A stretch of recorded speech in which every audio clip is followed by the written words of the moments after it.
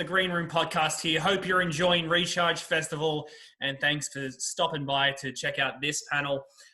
On this Zoom meeting, I am joined by a man who needs no introduction, Josh Collings. So welcome. I was going to say welcome to the podcast, but welcome to Zoom, I suppose. Thank you. Man, you have a very interesting story, but rather than me tell it poorly, I'm going to give you the floor and tell everyone who you are and what your story is and why you're here today. So I was in the 2019-2020 bushfires up in Cudgewa in Upper Murray, and we lost our house, which was pretty full on experience. We were at a music festival at the time, actually, which is about 6 kilometres from our house, called Narrowell Creek Folk Festival, which is, kind of a jamming kind of festival. So, we lost our house and got off the mountain. The quick story, I guess, is we got off the mountain. And then when I was down the mountain, I basically was thinking about all the people that had left up there and they were still at their houses. A lot of people stayed to defend their properties and stuff. So I got in contact with a neighbour up there, and said, "What do you guys need?" They told me what they needed was petrol, generators, and so forth.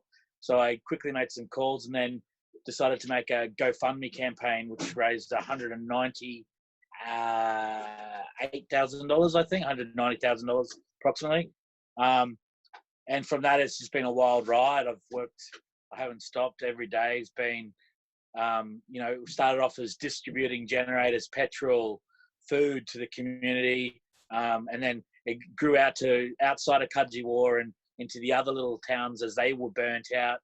And then as that stopped, as I replaced myself for those jobs, I sort of started doing, we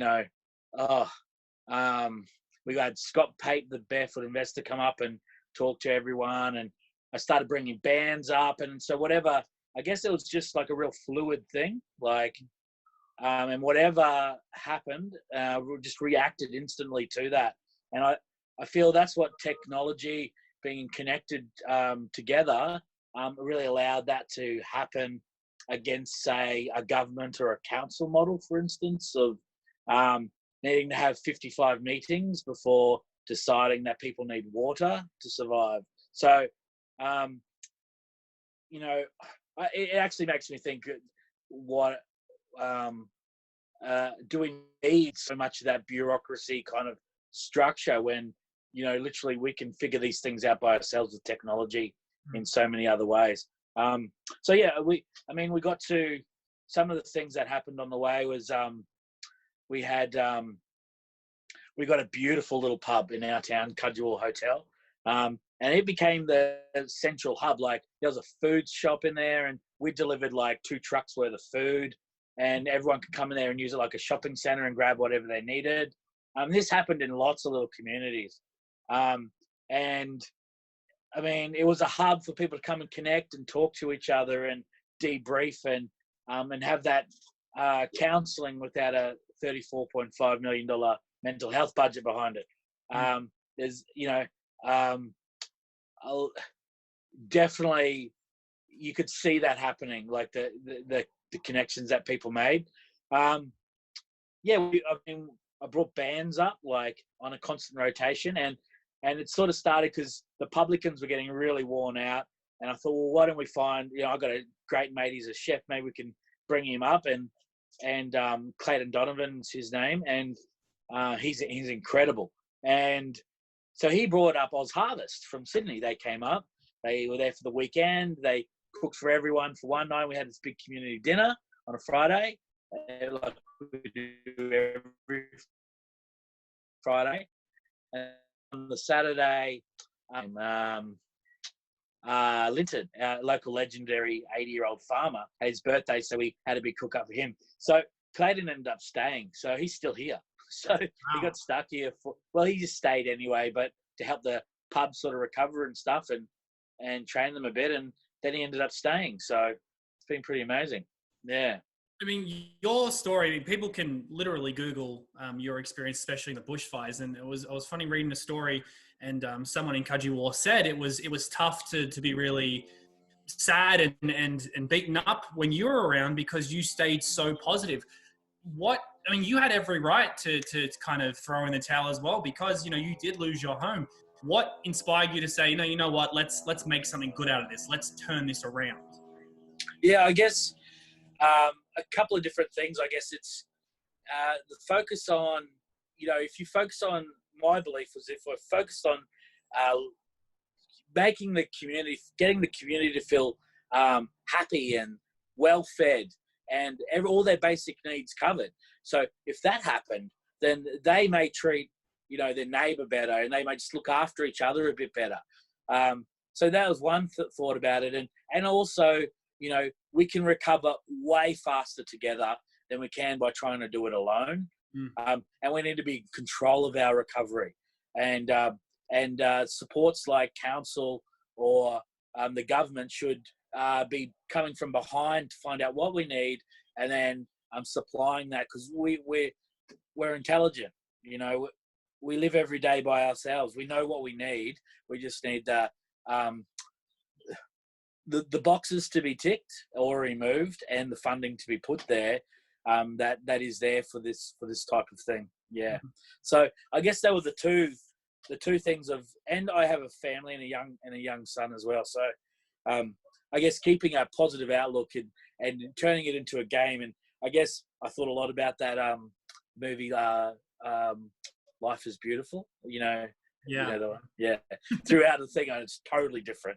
But just the thing of playing a game through a disaster situation came to mind a lot through it. So yeah.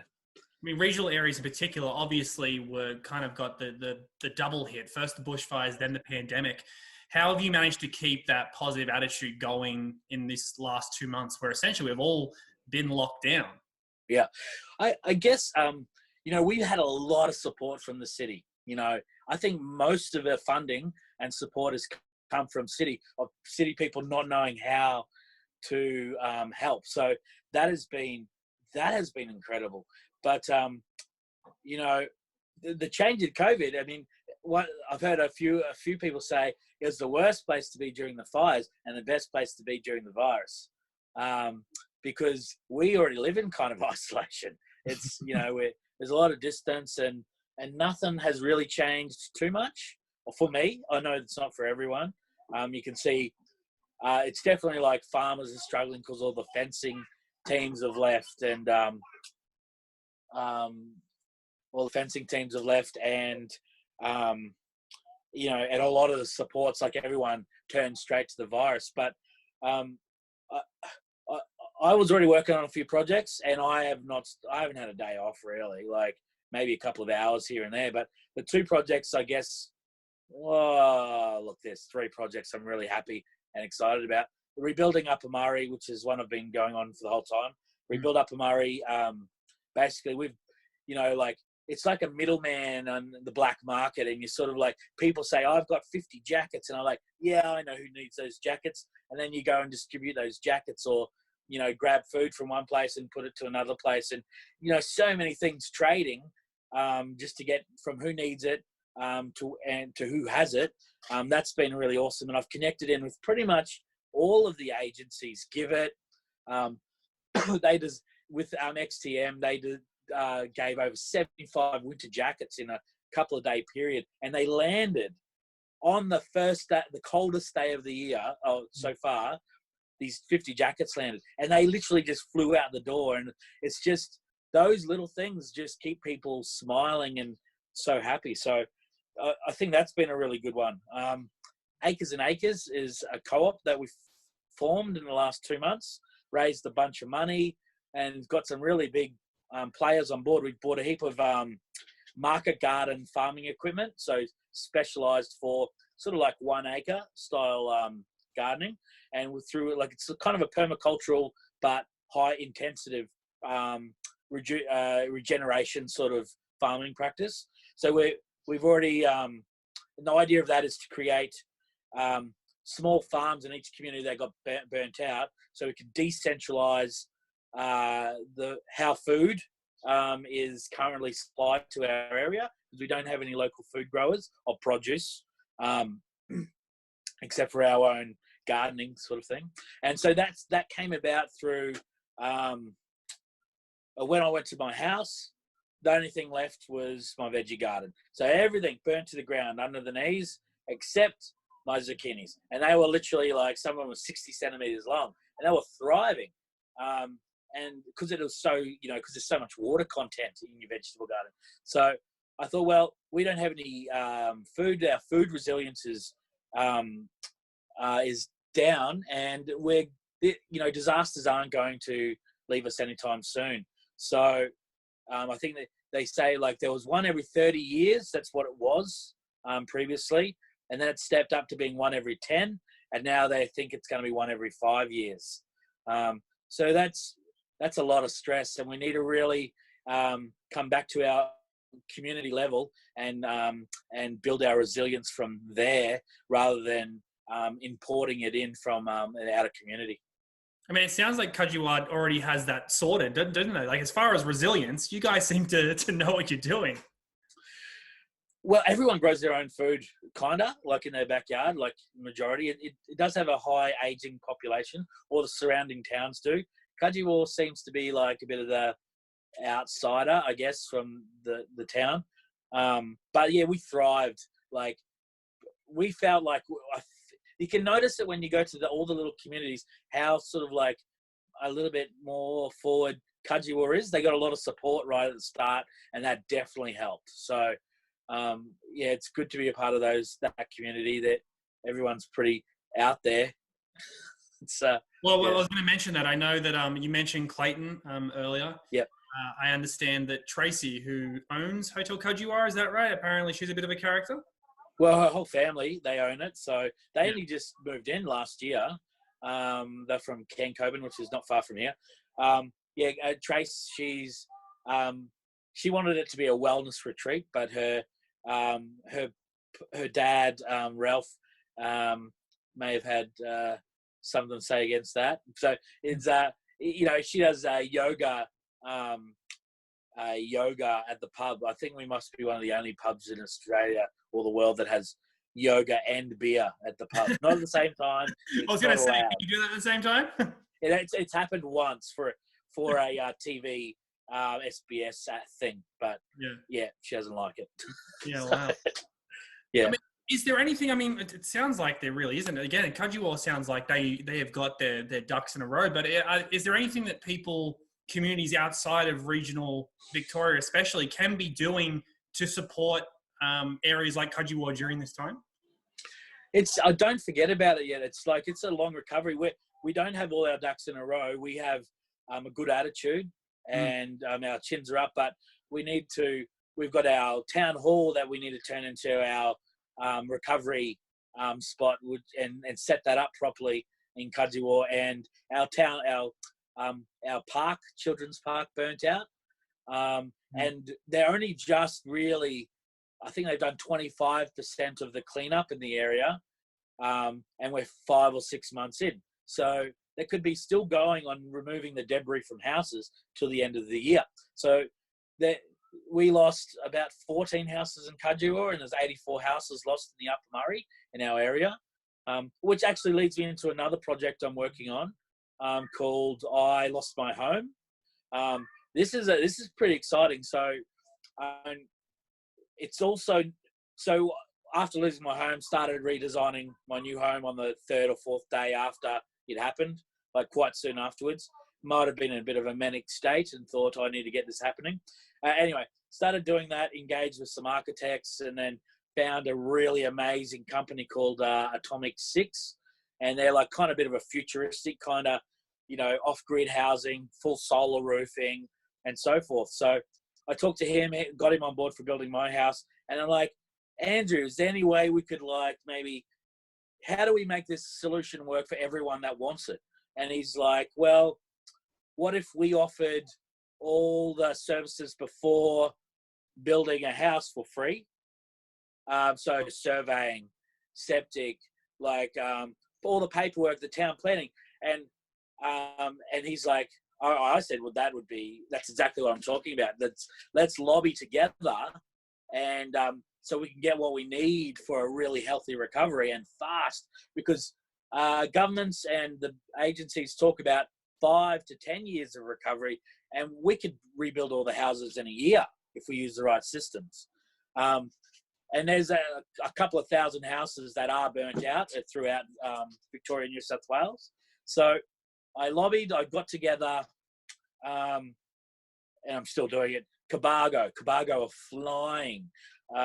Us and I've just started to get in contact with Batlow, a few others, got together, and the solution is now being rolled out without they've got no assistance. They're doing it all on their own back.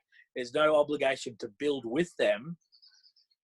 And they're just doing it all because they can see the problem. They see the desperation in communities and know that this is one of the biggest problems that needs to be solved. So this guy's got a solution, and it's now turning into a sort of a social enterprise model, which is Cabargo are running with, where everyone that has a house rebuilt in this style will have an ownership in the company that builds their house. And I think that's phenomenal. Yeah. Now these houses are cheap, like I'm talking under 300,000. They're sustainable, 6-star, fire resistant, and totally off grid. Yeah. Well, is there anywhere we can get behind these projects? Is there a website that anyone can go to? So Acres and Acres will be up in the next couple of days. Acres and Acres Co-op. Rebuild Upper Murray is my Facebook page, where you could find out about all the projects, really.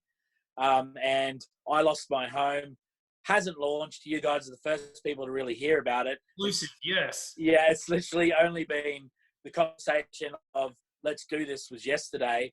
They've already done all my town planning, all my paperwork, and I designed my house, but they put it into a proper, took it out of a stickman sketch and put it into something beautiful. So, wow. Yeah, it's amazing, Josh, I'm from Sydney, and I'm ashamed right now because the amount of work that you guys have done in such a short amount of time is truly astounding. It's comes from desperation, and a need to thrive. Like, we don't just want to survive through this. We want to come out like, set up for the next 100 years in our community. Like, so we're ready to face the challenges of the future, climate-wise, and with sustainable principles, so we can leave something for our kids. Yeah. Well, you heard it here first. I Lost My Home coming very soon. Josh, thank you so much for taking the time, man. I really appreciate it. Again, thanks, Neil. Truly incredible. I love what you guys are doing. Yeah, look, it's okay. It's not as great as what you're doing, but we'll get there.